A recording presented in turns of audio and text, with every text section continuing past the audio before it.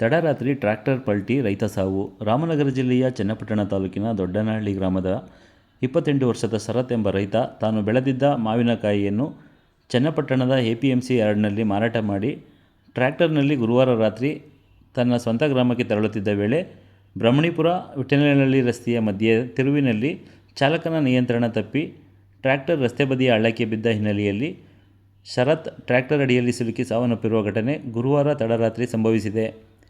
ಸ್ಥಳಕ್ಕೆ ಚನ್ನಪಟ್ಟಣ ಗ್ರಾಮಾಂತರ circle inspector Prakash, sub inspector Manohar ಹಾಗೂ ಪೊಲೀಸ್ ಸಿಬ್ಬಂದಿಗಳು ಭೇಟಿ ನೀಡಿ ಅಪಘಾತದ ಬಗ್ಗೆ ಮಾಹಿತಿ ಪಡೆದು ಟ್ರ್ಯಾಕ್ಟರ್ ಅಡಿ ಸಿಲುಕಿದ್ದ ಮೃತದೇಹವನ್ನು ತೆಗೆದು ಚನ್ನಪಟ್ಟಣ ಸರ್ಕಾರಿ ಆಸ್ಪತ್ರೆಗೆ ಮರಣೋತ್ತರ ಪರೀಕ್ಷೆಗಾಗಿ ಕಳುಹಿಸಿ ಚನ್ನಪಟ್ಟಣ ಗ್ರಾಮಾಂತರ ಪೊಲೀಸ್ ಠಾಣೆಯಲ್ಲಿ ಪ್ರಕರಣ ದಾಖಲು ಮಾಡಿಕೊಂಡಿದ್ದಾರೆ.